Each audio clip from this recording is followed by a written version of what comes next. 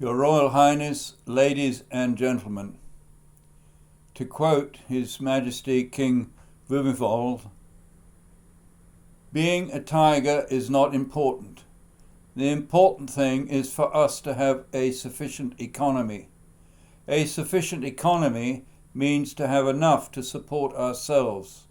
Each village or district must be relative self-sufficient. It is an honour, on behalf of the global Vetiver community, to pay tribute to the role and contribution that King Bhumibol the Great made to the development of the vetiver grass technology, a technology that has impacted tens of thousands of small and often poor farmers in many parts of the tropical and semi-arid regions of the world. The King's theory of sufficient economy places sustainability at its core, in contrast to the more popular business-driven short-term for-profit model that has been dominating world agriculture since the 1950s. Self-sufficiency economics promotes the idea of conserving scarce resources and optimizing production without harming the environment. Today, the challenge of climate change and fast declining soil health demands that we move towards sufficiency economy that, when related to farming, is synonymous with regenerative agriculture. At the time of his coronation, the king pledged to reign with righteousness for the benefit and happiness of the Thai people. He did his best to do this during his long reign.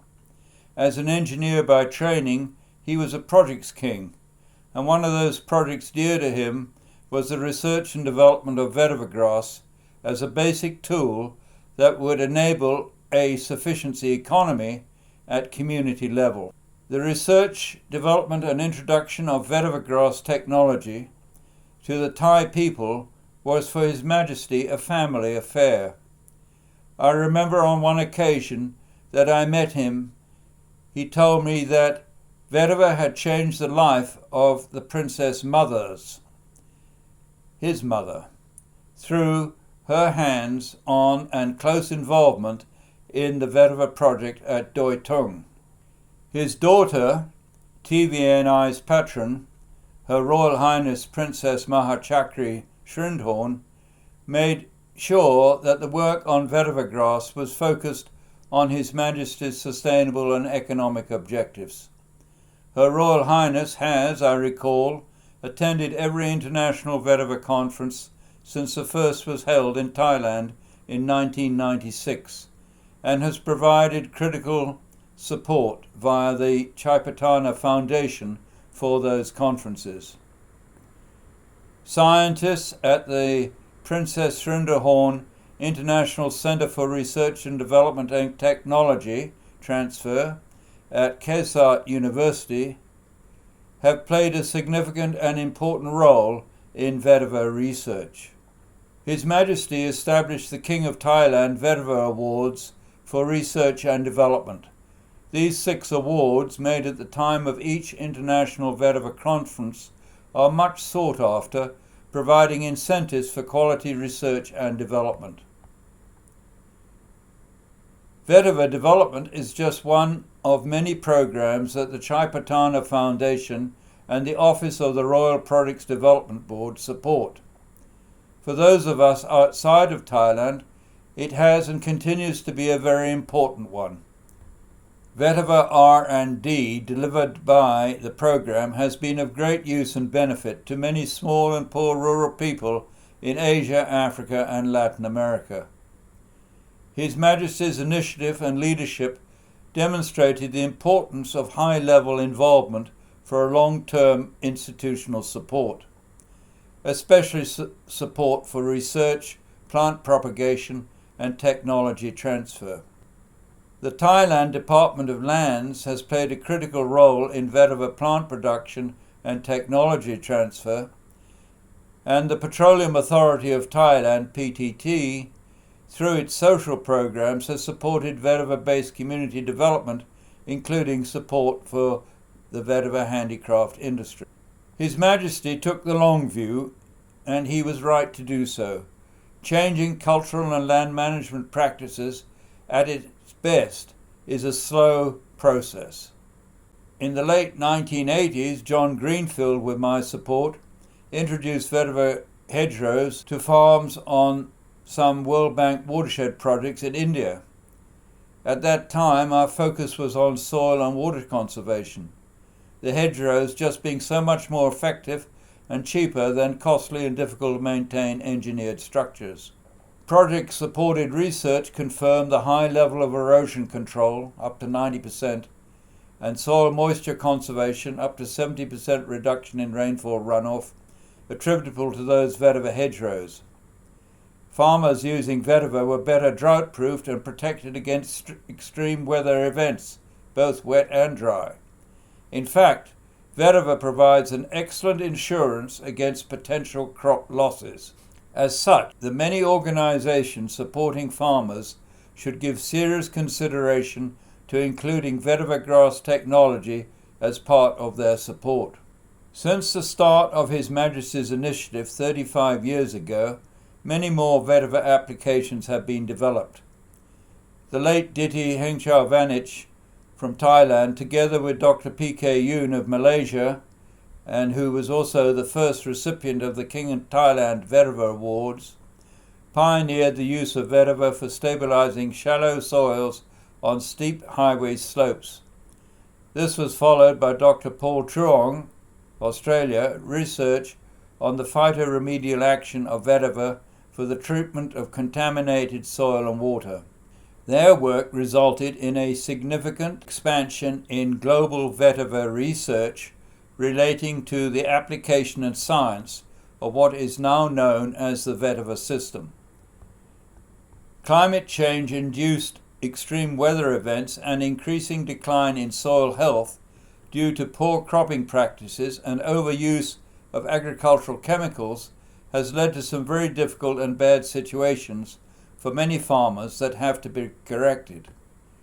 Why is vetiver grass technology an important component of efficiency economy?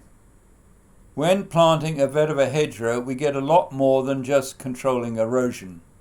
Hedgerows retain soil and increase soil organic carbon. The latter is essential for soil health and plant growth. The improved soil moisture and huge amounts of organic matter present in vetiver's leaf and root biomass provides large amounts of soil organic matter for soil, microfauna and flora to flourish, delivering the nutrients and moisture needed for crop growth. These same hedgerows and microbes capture and in some cases break down toxic residues from agricultural chemicals. Those hedges help assure biodiversity by providing habitat for a wide range of wildlife, including beneficial predator insects that can help control plant pests. The hedge functions as a dead-end trap plant for stem borers of rice and maize, reducing the need for pesticides. One of the winners of this year's King of Thailand Vetiver Awards, Dr. Wang Lu of China, will describe this very important work that his team has done in the area of eco-engineering.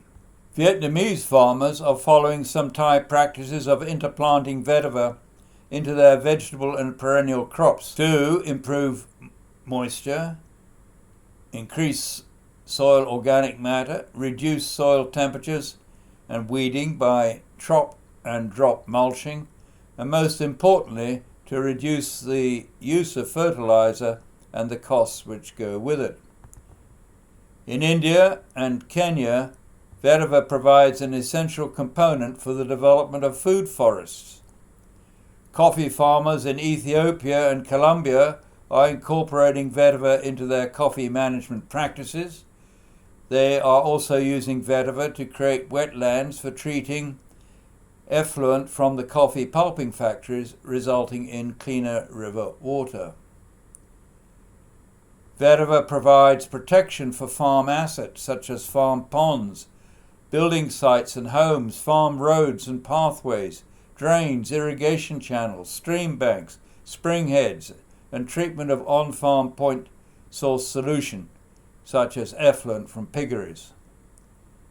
Farm hedgerows improve groundwater recharge, slows down stormwater discharge, and reduce farm sediment discharge, all to the benefit of downstream basin populations. Off-farm community applications of vetiver enable at low cost 1. The protection and stabilization of infrastructure and landslips, often the major source of sediment flows, and 2.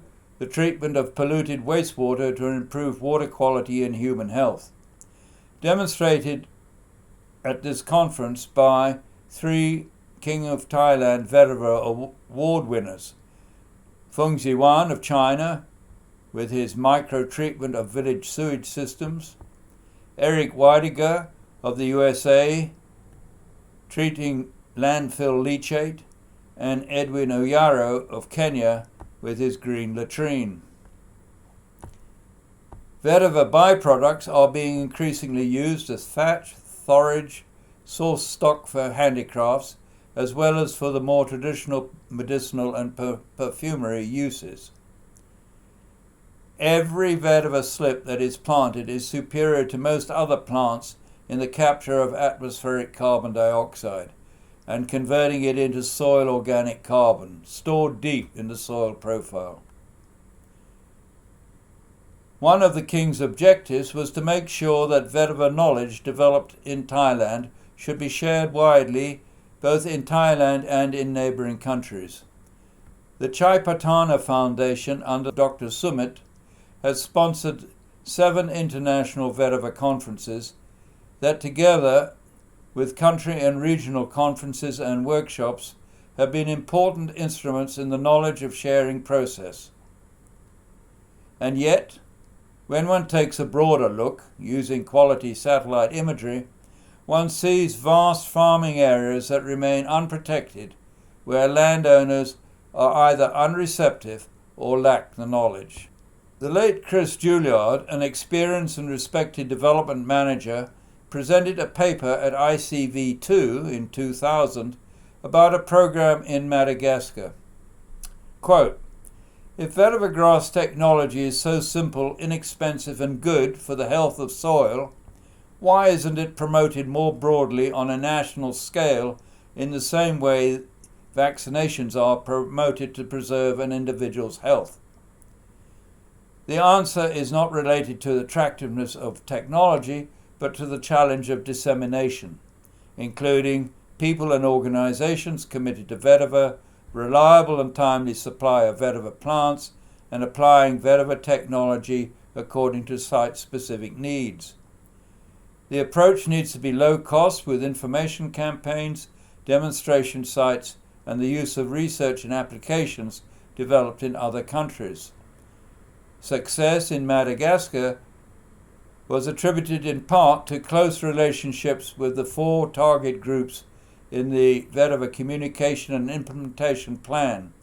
These were village associations, private producers, local elected officials, and professional organizations, ministries, and donors.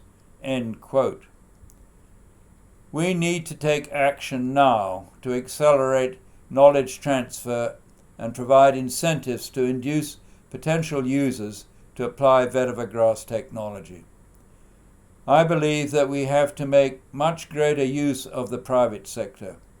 Compared to 30 years ago, there are many vetiver users who have built up VGT skills that could be used to assist others. We should find a way of using them. Some of these experienced people could develop private vetiver service businesses to service the farming community. Such services might include planning and surveying the placement of vetiver hedgerows, using their own farms as demonstration sites for others, managing simple training workshops, provision of initial plant material, occasional follow-up to assure quality applications, and providing guidance to local user networks, injecting new ideas and shared experiences. None of this is rocket science. It is practice-orientated, carried out by practical people in the community. Some of this is currently being done with success.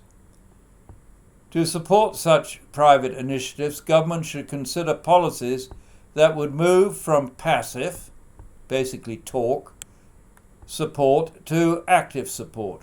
Such support could include cash grants, incentives to farmers to plant and maintain vetiver hedgerow layouts, providing adequate soil and water conservation requirements. Support should be given to existing selected farmers to develop vetiver service businesses. This support might include funding to guarantee the sale of nursery propagated vetiver for, say, 3 years, and the initial first-year hiring of 1 or 2 vetiver field technicians, we call them visiting agents, to train and interact with the farmers. Areas of influence of a VSB might initially be confined to sub-watersheds that are sized to fit the walking, cycling distances of the VA. The case for such approach is that 1, it is locally orientated and operated, 2, it's low cost and service focused, and 3, it benefits the farmers, the VSB and the down watershed communities, and 4, it could be the fastest way of meeting climate challenge at community level. I'm sure that if King Bhumibol was with us here today, he would certainly support and probably demand new efforts to accelerate the improvement of soil health as a means to improving the well-being of the land and its people. He would, I am sure, be asking us all to find additional and more effective methods to accomplish this need. He, like all of us, knew that vetiver grass technology is not the silver bullet, but that it is indeed a unique multi-purpose plant-based tool that can be used along with other technologies to achieve today's objective of restoring health to our land and soils. His Majesty's philosophy of relative self-sufficiency for every village and community is definitely strengthened through the use of the vetiver system. I'm sorry not to be with you at this conference and wish you all an interesting and opportunity-filled few days. Thank you.